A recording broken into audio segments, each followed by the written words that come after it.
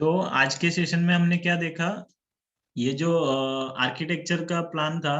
वो प्लान से हम कॉलम मार्किंग कहाँ-कहाँ पर करेंगे, तो वो मैंने यहाँ पर आपको बता दिया। ये है मेरा कॉलम मार्किंग का प्लान, जिसमें मैंने जितने भी जंक्शन दिख रहे हैं, ऑब्वियस है जो आउटर जंक्शन होगा, वहाँ पे तो कॉलम्स आएँगे ही कॉर्नर्स में, बट ऐसा ज़रूरी नहीं है कि एकदम एक्सट्रीम कॉर्नर में आएगा बिकॉज़ ये मेरा मेन एंट्री है यहाँ से, तो मैंने इसको एफएसआई रिड्यूस करने के लिए थोड़ा-सा अंदर लिया था, ठीक है? तो ये मेरी कॉलम पोजीशंस है और कॉलम की मार्किंग और ये जो साइजिंग है वो एनालिसिस के बाद मुझे एग्ज़ैक्ट पता चल जाएगी कि जो मैंने साइजिंग अज़्यूम की है वो प्रॉपर है या नहीं। अगर कोई कॉलम फेल होगा तो मुझे साइज़ बढ़ाना पड़ेगा, ठीक है? और फिर इसी प्लान में मैंने क्या किया सेंटर लाइन मार्क कर दिया, जो कि मुझे ग्रिड्स ड्रॉ करना था उसके लिए और उसका स्पेसिंग वग़ैरह लिख दिया और मैंने स्लैब का मार्किंग कर दिया बिकॉज़ मुझे स्लैब पहले डिज़ाइन करना पड़ेगा। जो कि मेरा ईटैप्स नहीं करता। तो मैंने वो सारे स्लैब्स डिज़ाइन कर दिए और जो कि मुझे यहाँ पे S1 और S7 100 एमएम थिकनेस आ रही थी, S2, S3 उसकी 125 आ रही थी और S4 की 150 आ रही थी। S5 एंड S6 100 एमएम आ रही थी थिकनेस, ठीक है? तो ये जो हमने सेंटर लाइन मार्क किया है, ये जो ग्रिड्स बन गई, तो उस ग्रिड्स को हमने यहाँ पे क्रिएट किया था। कैसे क्रिएट किया था? न्यू मॉडल पे क्लिक करके और फिर ये जो ग्रिड डेटा आया था, उसमें हमने ये जो स्पेसिंग थी यहाँ से वो पुट की है। देखो एक्स डायरेक्शन में मेरा 1.425, 2.85, 3.05 तो वो मैंने यहाँ पे डाल दिया है 1.425 ये ऑर्डिनेट्स आ गया मैं डिस्प्ले कर देता हूँ 1.425, 2.85, 3.05 और ये जो सेकंड डायरेक्शन था वाई डायरेक्शन वहाँ पे मेरा ये आ रहा है 1.75, 1.2, 0.713 एंड 2.7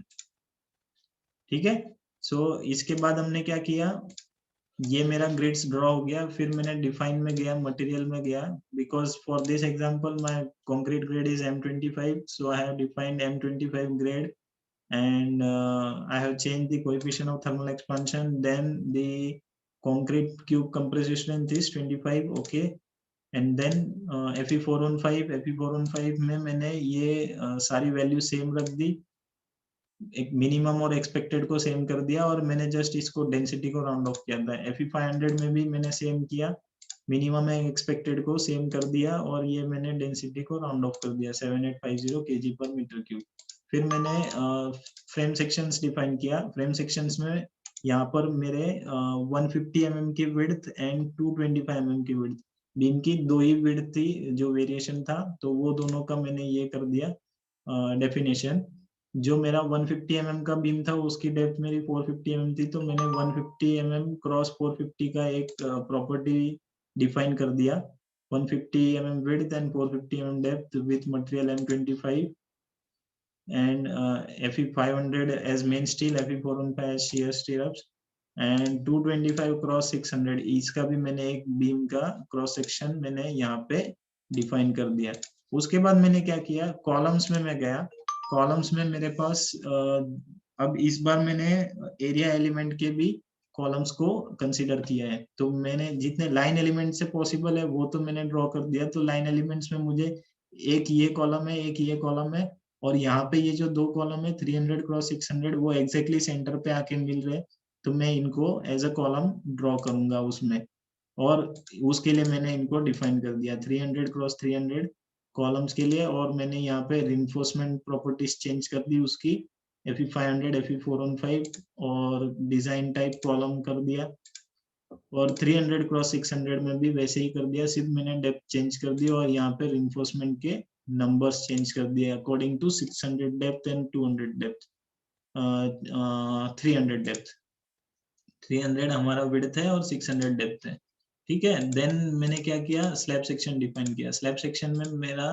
100 mm का वन वे स्लैब था 100 mm का टू वे स्लैब था 125 mm का टू वे स्लैब था 150 mm का टू वे स्लैब था अब टू वे स्लैब के लिए मैं यहाँ पे क्लिक नहीं करूंगा बट वन वे स्लैब के लिए मुझे यहाँ पे क्लिक करना पड़ेगा use special one way load distribution ये in case of one way slab करना पड़ेगा तो स्लैब के केस में ये टू वे स्लैब है 150 mm का तो स्लैब 150 mm की थिकनेस हो गई ये टू वे हो गया मेम्ब्रेन हो गया M25 हो गया ठीक है और उसके बाद मैंने क्या किया आज मैंने एरिया एलिमेंट डिफाइन किया कॉलम ड्रॉ करने के लिए तो जिसकी मेरी थिकनेस हो रही है यहाँ पे 225 और 300 ठीक है तो उसको मैंने डिफाइन कर दिया। तो उसको कैसे डिफाइन करना है, प्रॉपर्टी नेम, वो वॉल का नाम देना है W, 225 is the thickness, M25 is the material grade. 225 is the thickness, type will be shell thin, M25 is the material grade, and for 300 similarly this will remain same. So thickness is 300, shell thin M25. Okay, W is wall 300, M25. अभी ये क्यों अलग लिया है, because यहाँ पे offset जो मिल रहा था हमको, ये यहाँ पे देखो, ये जो मेरा बीम है वो एग्जैक्ट सेंटर पे नहीं, थोड़ा सा सेंटर से इसेंट्रिसिटी पे एक्ट हो रहा है बीम, तो वो मैंने इफेक्ट काउंट करने के लिए मॉडल में मैंने इसको as a area element draw करना है, तो उसके लिए मैंने ये वॉल एलिमेंट डिफाइन किया यहाँ पे, वॉल सेक्शन अलग से। ठीक है, तो आज के सेशन में बस इतना ही, और फिर कल हम इसके